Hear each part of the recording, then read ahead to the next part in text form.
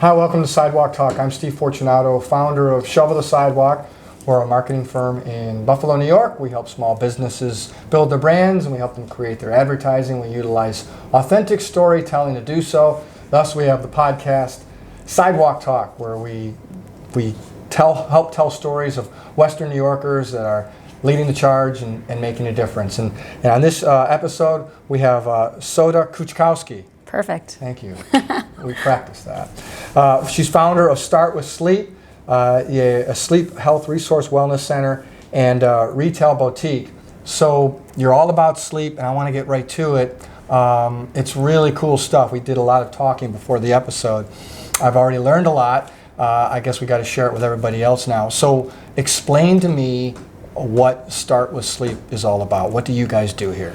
Right, so we are a community resource for sleep health education, and we do that, we not only address medical sleep challenges, behavioral sleep challenges, but really our main focus is on helping people get a good night's sleep naturally. We want you to achieve your best sleep, a better night's sleep.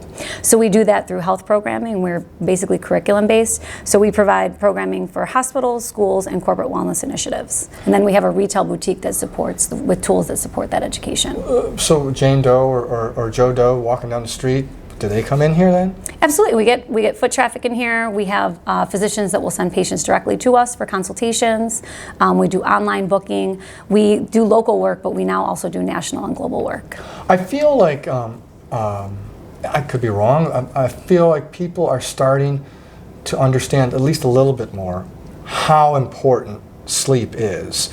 I'm sure we're still a long ways off of educating, and we hear people, the tough guy syndrome, I only need 4 hours of sleep. That's not true, right? Sleep is important in everything that we do. Yeah, sleep is vital to everything that we do, and there is starting to be a mind shift. I think what's happening too is we're seeing a lot more studies that are coming out. The Nobel Prize was based on circadian rhythms a couple years ago. So I think that with all of what the mainstream media is starting to report, people are starting to understand that it's connected to everything from our immune response, our ability to have the flu shot be effective, right? To fight off a cold. We're 300% more likely to catch a cold if we have a weakened immune system, or if we sleep poorly, 4 to 5 hours per night, our ability to maintain and manage our weight. So it really goes into everything, our focus, our concentration. How much sleep should the average adult be getting? Let's talk about adults, and I want to talk about kids too. Yep, so those are two different sleep patterns. So with adults, the National Sleep Foundation recommends 7 to 9 hours, but I always tell people it should really be between that 6.5 to 9.5 hour mark, because sleep is based on individual need. So, some people need a little bit more than others. If we're sleeping too short, we get into a lot of those health issues, and if we sleep too long, we also can see the onset of a lot of chronic conditions as well. What about older adults? Does it change there too? It actually doesn't. It's actually a misconception that you need less sleep. What happens is they suffer from what's called advanced sleep syndrome. So they like to go to bed early, and then they're supplementing with naps during the day, but they still need the same amount of sleep. Are naps important? Naps are important, but timing of naps is even more important. I'm very big on the power nap, so 10 minutes, anywhere between 10 to 30 minutes. Adult sleep cycles on average are 90 minutes, so we don't want our nap to ever be longer than that. We want them to also be before 3 o'clock in the afternoon, because what happens is if you've ever taken a nap for 45 minutes or an hour, have you ever woken up completely disoriented? You're groggy too, yeah, right? It's called sleep inertia. So you wake up and you have no idea, is this your house? Are you late for work? You have kids around here somewhere, and it's like we walk around in this state of being like zombies, and that's, I think, why we're so obsessed with them, right? Because we can relate. So some people actually, 9.5 hours just seems like a lot of sleep. It is. Some people need that, but if they're sleeping more than 10, there are a number of sleep disorders that is tied to, for instance, narcolepsy in adults looks very different than what appears in the movies, like falling asleep in your soup. That's actually not what adult narcolepsy looks like. So there's a lot of misinformation that people have. What about children then? My 8-year-old she just doesn't get enough sleep, and we'll put her down as early as 6:30 even, but usually 7 to 8 by the time she gets to sleep. It doesn't matter if she's up late; she'll still get up at 5:30 or 6 in the morning. I'm up. Well, that's called early risings. With the little ones, there's a lot to talk about sleep. Familiar with the early riser and the night owl? There's actually a sleep psychologist that reframe them into 4 categories. So the bear, the wolf, the lion, and the dolphin. So with little ones, they tend to be lions. So they're like adults with that senior adults with that advanced sleep syndrome where they're waking up early and then they're going to bed early. But it's really our day-to-day lifestyle factors that affect our ability to sleep well at night. So things like meal timing, our nutrition, is it packed with essential minerals and vitamins? Light regulation is a huge one for melatonin production. So there's a lot that people don't understand affect their ability to sleep at night. And with kids, they actually sleep in shorter sleep cycles. They sleep 50 to 60 minutes versus adults, which is 90. By the time they reach school age, they do have adult sleep cycles, but the sleep is different. They actually need more sleep than adults do. Right, so explain to me the light, you were talking about the light situation. You mean when they're sleeping, when people are sleeping? So natural light first thing in the morning. If you wake up before there's natural light, using things like light therapy or even the lighting in your home, natural light at the noon hour, and then avoiding artificial light at night. So little kids are 90% more sensitive to the blue light from electronic devices like televisions, phones, and tablets. And there was a study that actually just came out about a week ago showing things that we know, but showing that for every hour of smartphone use, that it delays melatonin production by 3 hours. Wow, so that'd be... Yeah, so you can do things like wear blue blocker glasses. They do have like the night shift mode, but the studies also show that that doesn't filter or block the light. So it's better to wear the blue blocker glasses or to turn it off a couple hours before bed. Right. I assume especially children, right? They shouldn't be. Even if it's in the room, they're sensitive to that light. Adults too? What if, okay, let me ask this. People with their cell phones, they use it as their alarm clock. Yeah. I'm one of those people. Should I not be doing that? Well, it's kind of a double-edged sword. So if you're using it in the morning, looking at that light in the morning is actually the kind of light that you want to emulate. Natural sun is always best. The big thing with looking at our phones in the morning is, what are you waking up to? Because if you're using something, like if it's not a podcast or a song or something that's soothing to your brain, then it leaves you with that state of grogginess. That effect can last up to 4 hours later. But also, are you exposing yourself to negative news in the morning? That's a big one for people. For every 3 minutes of negative news that we consume in the morning, we're 27% more likely to have a bad day, and that effect stays with us 6 to 8 hours later. I'm bringing this in. It's all about me right now. It's all about me. We're going to talk a lot about sleep. So I'll be up at 5:30 because I'll work out in the morning. It is dark, but the first thing I want to do is check on what's going on around the world. See if the stock market crashed, whatever's going on, what's going on with the coronavirus. There's a lot of bad news. So you're saying, what do I mean? My suggestion to people, and something that I started doing many, many years ago, especially with the change in the political climate in the United States, is that you don't expose yourself to that until you're ready to get out of the door. Because what we want is, we want a very proactive mindset versus a reactive. If you're looking at that stuff, right? If you don't look at it, you get up, you're taking your shower, you're doing your morning run, you're having your coffee, and then you're reacting to emails or outside factors and all these stressors that are coming at us all the time. You're in a better state of mind to ignore or to filter that out versus exposing yourself to it initially when you're waking up. You're taking control over that situation. So you're saying what you do even in your morning routine can affect your sleep pattern? Absolutely. But I talk a lot about gratitude. People underestimate being thankful for the things around them. Your situation can always be worse. We know this just by turning on the television. We see storms, people losing their homes. Your mindset is everything. All right. So explain to me what is it that, one of the things we talked about before we started this episode was how you have some products here, but what's that maybe other stores have as well. But we have some proprietary stuff that other places don't have. But they're not. Those aren't the answer. It's almost like I know we didn't talk about this, but I felt like the way you were discussing it, every human is different, every person is different, and you treat them all differently, and it's almost like a treatment plan. What do you do?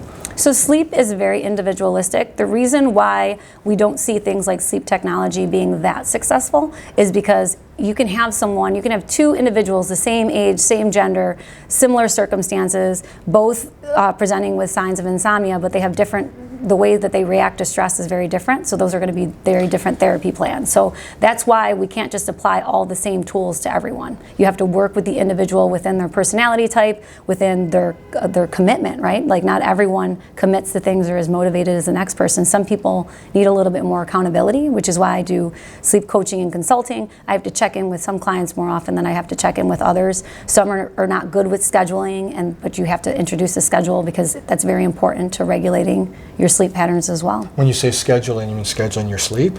Well, so I provide my clients with a sleep, like basically a daily plan. So based on what I find out, like their circadian rhythm, their chronotype, what's best. So like for instance, you were saying like how you start off your day, I would figure out when's the best time for you to have that run, to make sure that you're staying hydrated, to have that morning coffee, to have your lunch, and schedule, it could be a lot or a little depending on you and how committed I think you'll be to the plan.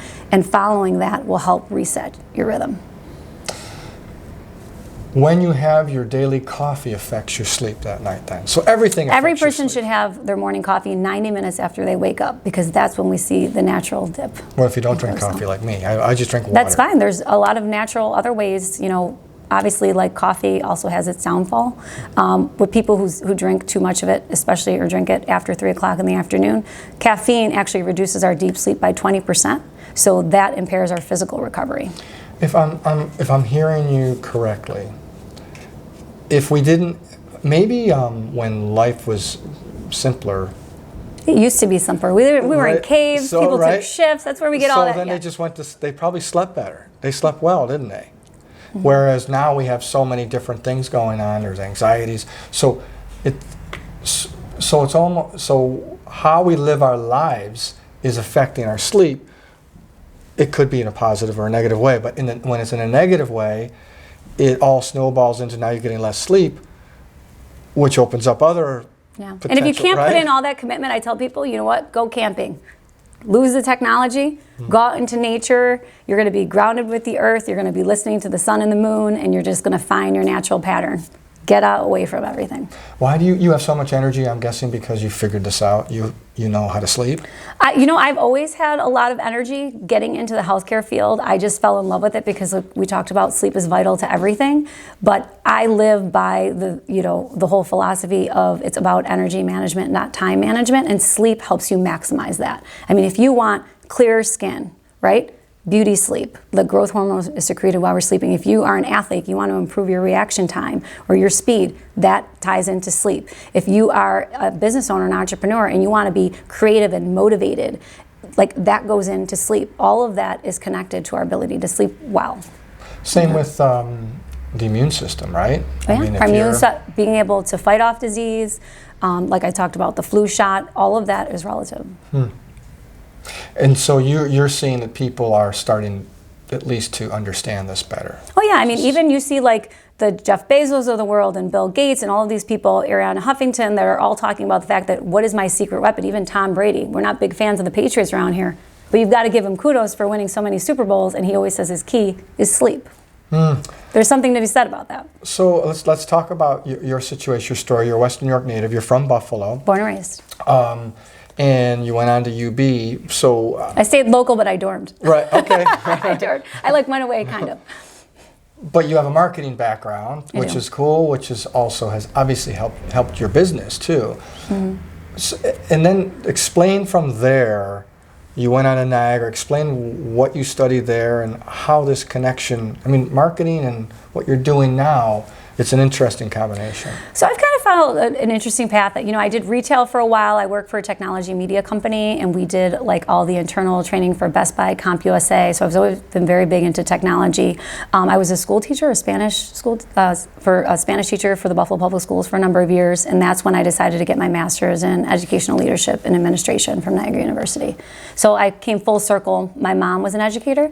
She actually, her and my godmother were the ones who brought English as a second language to the Buffalo Public Schools. There's actually a monument on Niagara Street that's resurrected, and it's like all pictures of her. Cool. That's very cool.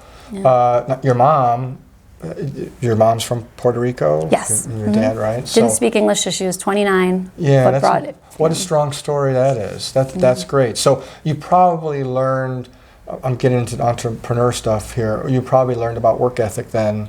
Oh, absolutely. There's no thing as lazy in my house. Yeah. And so you're explain to me then where you went, how did you end up landing into the interest in sleep? You got into healthcare. Explain what you were doing there and how you discovered Well, even when I was attending the University of Buffalo, I started off pre-law and I went into psychology, and there were a lot of things that interested me. Even with marketing, I always had an interest in healthcare. Like I thought growing up, like my dream job would be to like work for Johnson and Johnson. And that changed. But I had the opportunity to go into marketing, specifically to work for a diagnostic testing facility as like a marketing person. But it was all based upon becoming, a marketer for diagnostic services, right? So there has to be, in order to add value to anything, you have to educate people. And I just fell in love with everything I learned about sleep. Like, especially in the testing facility, like you're helping people change their lives. When you have diabetic patients, they're 86, type 2 diabetes, 50% more likely to have things like sleep disordered breathing. And I started working and counseling patients directly with my physicians, because in the testing facility, they're only looking for what's known as sleep apnea, and there's different variations to that. But when it comes to the quality of our sleep, it's about those lifestyle factors, right? And they would send patients to me and say, you know what, this person's struggling, like, can you help them? And I just started like talking to them and asking questions. And with marketing, it's all about probing questions and understanding people. Some of like what I learned in school came back with psychology, and it's just like a culmination of all of the different things that I've learned over my academic career and my professional career, and I just kind of was able to roll it into one. I mean, there's places you can go, including Western New York, and they have sleep centers, right? This is not a sleep center. What is this? So I actually collaborate with medical testing facilities, that when patients do need sleep testing. With this is an education resource center. So if you believe that you need a sleep study, we can do assessments to decipher what are the symptoms. We can get you either in with a sleep doc to get a consultation, or set you up with your primary care so that your insurance will pay for it. You'll understand the financial obligations. We also talk about the variations, because there's actually 4 different types of sleep apnea. Even if you're diagnosed in a clinic setting, they might not go into those details with you. And we also, my doctors like to say it's a sleep museum in here, because I also go through the therapy. So I let you know what are your options if you have something like positional sleep apnea. The reason why mattress companies say they can help with your sleep apnea is because of positioning, right? So that's where that comes from. There's pillows for that. If you have, obstructive sleep apnea or central sleep apnea, there's things like the CPAP, continuous positive airway pressure. But there's also dentists I work with which make molds that expand your lower jaw. So I provide them all of the options that are available to them. So that way, when they go in, they know what to expect. Because you go in, or your doctor gives you a script for something, and you have no idea what to expect or what's going to happen. And then compliance rate is very low for people utilizing the machine. Right. And there is a lot of talk. I remember a doctor a few years ago saying, we all have sleep apnea. Everyone's had it for according years. to the World Health Organization, 936 million people have some sort of sleep disordered breathing as of 3 months ago. Right, exactly. So, but sleep apnea seems to get all the headlines. But is that real? Aren't there like a billion sleep disorders? Sleep apnea is the most common medical sleep disorder. Insomnia is the most common sleep disorder, but it's a behavioral disorder. How so? Because it's based on the things insomnia that you're doing that are causing. And you can have insomnia and sleep apnea together, but there's over 86, there's 86 classified sleep disorders. They say over 80 because it's questionable whether or not it's 83 or 86, depending on what you're looking at. So there's more than 80 sleep disorders. Absolutely. And so what do you do? How do you know all the different, how do you know what someone has? I've been doing this for a long time. I know, but someone comes in, you're like, oh. So I've been doing this for 15 years. I mean, the most common that we're looking at are things like narcolepsy. There's something called idiopathic hypersomnia that's very similar to narcolepsy. You have the variations of sleep apnea. You have different variations of insomnia. And then, there's REM behavior disorders, issues with our REM sleep. I mean, most certainly do I have all 86 memorized? No, but even in the clinic setting, they're not looking at all of that. But I'm fortunate enough to collaborate with sleep doctors, not only locally, but around the United States, that I'm able to get people in touch with the right resources if necessary. Yeah, I'm glad you brought that up. So congratulations, your business is doing great. But I think what's really cool is I think you're really helping a lot of people. But a lot of businesses are also recognizing, you do a lot of consulting, right? So explain to me, before the episode started, you told me about a tech company in Israel that flew out here to meet with you so that you could help consult them. Explain what kinds of consultation are you doing here? So with that particular company, they're actually based out of different locations in the United States. I had someone from Seoul, Korea that flew in. But it's a lot of them are looking to collaborate with me either as a consultant for products or technology that they're putting together, or they're just looking to really be interested in how is it that I'm putting together this education. My business is very unique in its model because we do maternity, child, and adult sleep education. We do it very differently. So for hospitals, I do nurse training, right? So for sleep education, we have a program called the Baby Sleep Collective. It's about supporting expecting parents and then supporting them through 0 to 3 months and 4 to 11 patterns of sleep change. So we have very shortcoming in terms of education for parents. I do school programs, so I work directly with student bodies. I have curriculum. I do parent engagement, and then I also work with the staff. So I do a lot of talks for teaching staff, administrative staff, and then I do corporate wellness, where I work with all of the largest employer groups and the insurances in the area, and I provide education for them in terms of implementing wellness initiatives into their business model as well, because we often think about eating healthy, nutrition, we think about physical activity, but sleep is a foundation for that. We should eat, our nutrition should be to promote good sleep. We should move to promote good sleep, and it'll all fall together.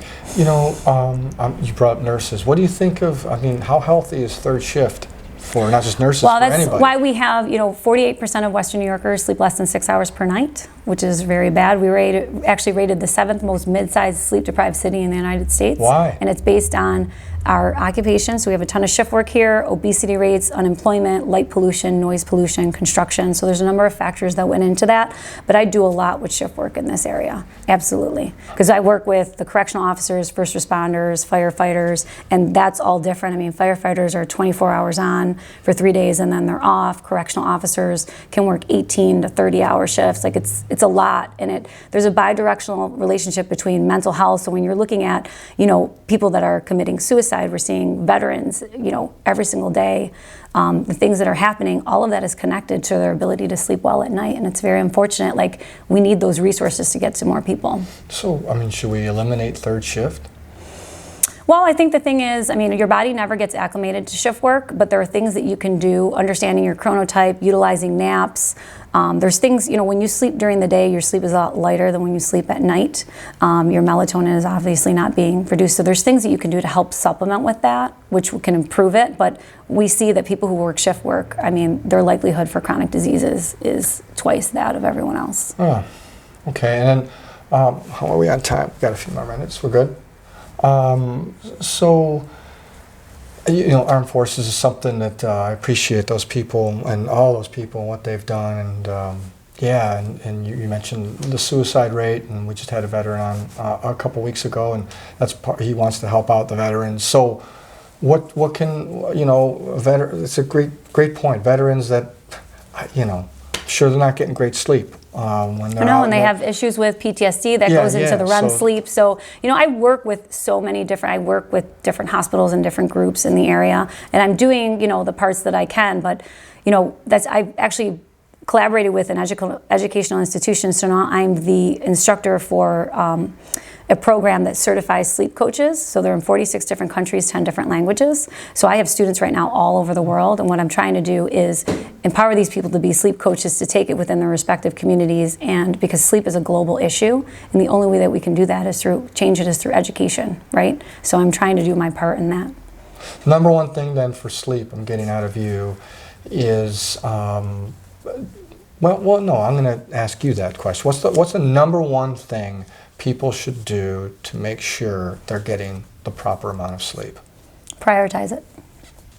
It's as simple as that, because it's there's so many things that you need to do, but you have to make it a priority. It's that mind shift. You might not think that you have a negative relationship with sleep, but if you've had chronic sleep issues for years, or if the thought of going into your bedroom, what's supposed to be like your sleep sanctuary, makes you we have a physical reaction to that. Most people don't realize that they do. So I think it's getting behind kind of reevaluating your relationship and creating a positive relationship with it so that you then prioritize it. Yeah, I know.